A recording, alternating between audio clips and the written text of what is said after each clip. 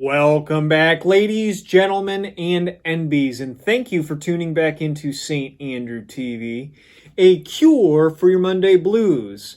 I am, of course, your host, Andrew, and today I am going to teach you how to craft a Tinder pouch. Some of you old heads here on the channel are probably wondering, well, Andrew, you've already done that, and you've even placed some Tinder pouches that you've personally made on the old Oregon Trail with treasures in them. And absolutely I did. But I wanted to rehash that video because the production value has drastically grown here on St. Andrew TV. And I wanted to show everyone and all the new faces how to craft a Tinder pouch. It's super simple and it's super cheap, and I wanted to share it with the audience that I have accumulated over the past couple months. Now, Tinder pouches date back to about the 17th century in Northern Asia, China, and Japan. And some of these were used actually as jewelry itself by the Tibetans and the Mongolians. And obviously, with these being such an effective little tool, they made themselves over to the United States, where, as the name suggests, carried fire-starting materials. Whether it be dried bark or dried out grass, you used this pouch to carry it around because fire-starting equipment may not always be available to you, and you could even throw your flint and steel inside of it as well to make it just the jack of all trades. So everything I need to craft said Tinder bag is right here in front of me. So all I'm going to do is play this intro for you, tilt the camera down, and we're going to get started. No one on the corner has swagger like us. Hit me on my burner prepaid wireless. We pack and deliver like UPS trucks. Already gone to hell, just pumping that gas. All I wanna do is and ching and take your money. All I wanna do is and ching and take your money.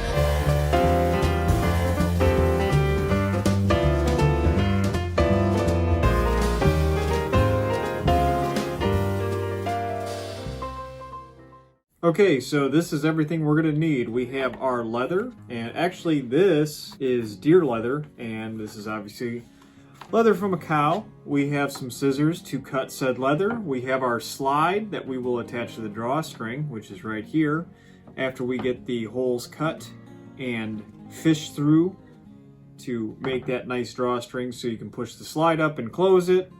We have a razor blade to make said holes, and we have a Sharpie to get us our desired diameter when we are making our Tinder pouch. So the first thing we are going to do is we're going to take a piece of leather, and I've gotten a few pieces here. I don't know which one is exactly going to be the best for creating this Tinder pouch, but you want something that's decently sized and is a bit malleable. Some of these pieces are a little tougher. This one actually feels pretty good here.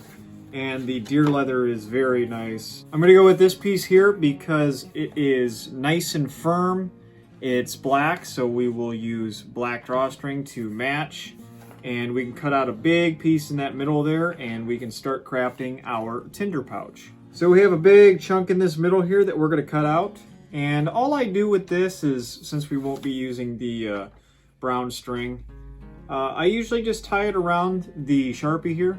So that's all I do here. And then I will place it like at the edge of the leather and kind of get us a middle.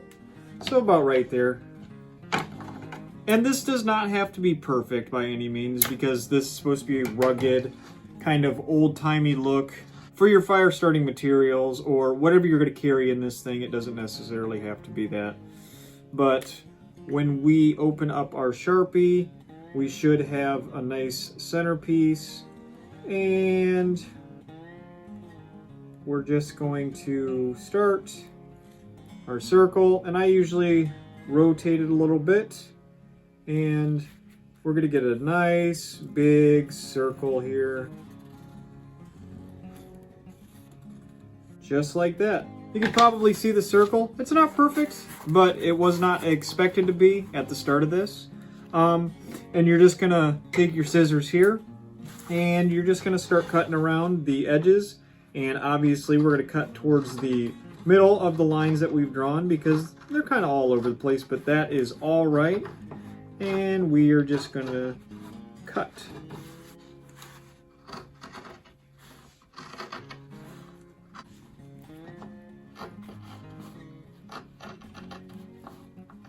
Just like so.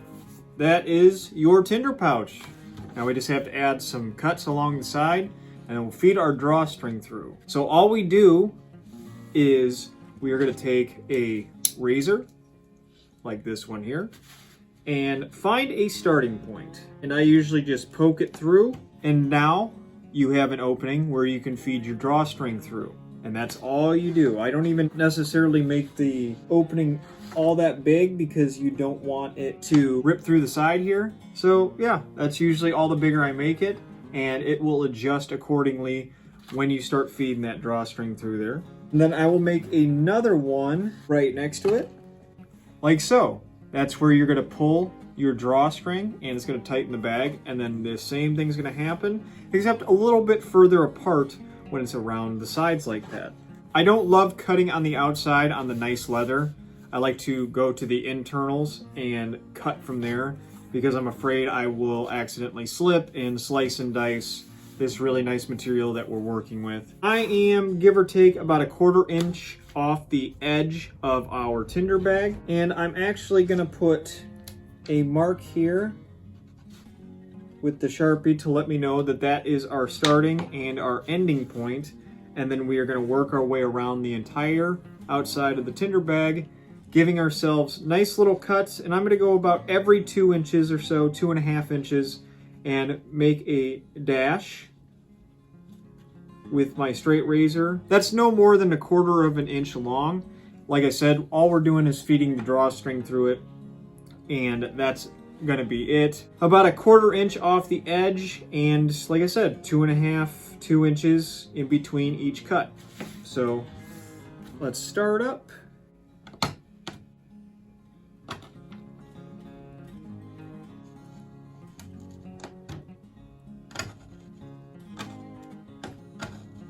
Just like so. You probably can't see it too well because it's very tight and all the cuts kind of blend in with each other because it's a black piece of leather. But we are going to start with our drawstring, and we will start by finding our starting point, which is right here.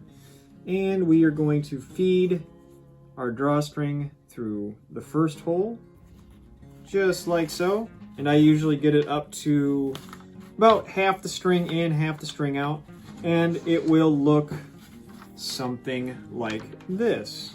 And then all you do is you find your next hole, and I usually work counterclockwise.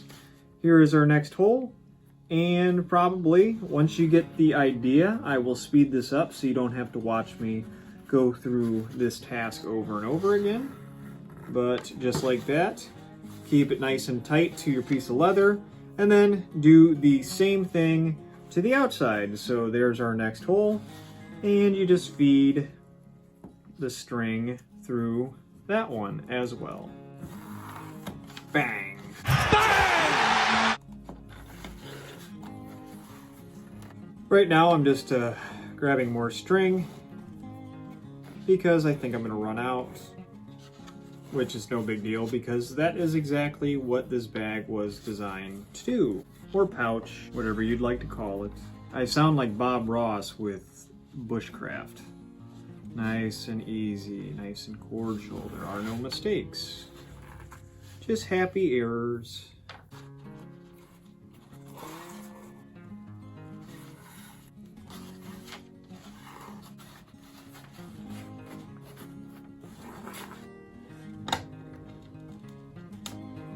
I think you need an even number of holes to get your desired effect. That's the good news, is I planned accordingly because I always get confused if you need an even or an odd number of slits that go through the side of your Tinder pouch. But that's why you leave a little bit of room when you're coming around here, because then you just add an extra little hole and you fix it yourself. So we go to our final hole here. You guys hear the squirrel on the roof up here? They're friendly. And you fish it through the final hole, just like so. And there is your Tinder pouch. How about that? Looks pretty cool. Then all you do is make sure you get a nice dent down in the middle like so. You could even take something and you just pull.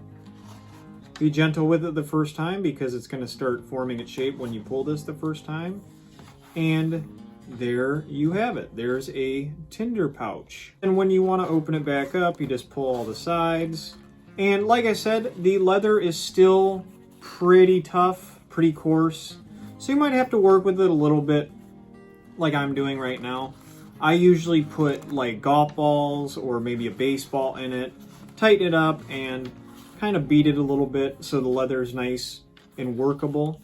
But since we are at this point right now, I am going to actually take my slide, which is a piece of buck antler, and all I did was put a cloth on the outside and just hit it with a drill to give me 2 holes to make it my slide. And I'm going to line all this up, feed one piece of the drawstring through that one, and the other piece through the adjacent hole. And I'm going to tighten it up. I'm going to open this Tinder bag wide open to make sure I have enough string. So if I need to pull something out, I'm going to take the 2 loose ends here. I'm going to just wrap both of them into a knot like this. I'm going to pull it, not too tight because you can always readjust it. And I'm going to take my scissors and cut off the loose end. Just like so. And then when you tighten it, like that, it's closed up. You send your slide home, and then you can wrap your Tinder bag, tuck it in, and you have a new pouch to carry your Tinder in, or some jewelry, or some tobacco, something like that. But that is as easy as it gets. That is how you craft your very own Tinder pouch. And you can make it bigger, you could make it smaller, you could use less harsh leather, you could use harder leather if you're carrying something that would be more demanding of the leather itself. But that is how you do it. So I'm going to raise the camera up right quick, and we are going to wrap this thing up. Thank you everyone for coming along today as we learned together how to craft a Tinder pouch. I would like to note that you don't have to use a deer antler as a slide. You could use a spare piece of wood or anything that your imagination can conjure up. It's really not a big deal if it's not a deer antler.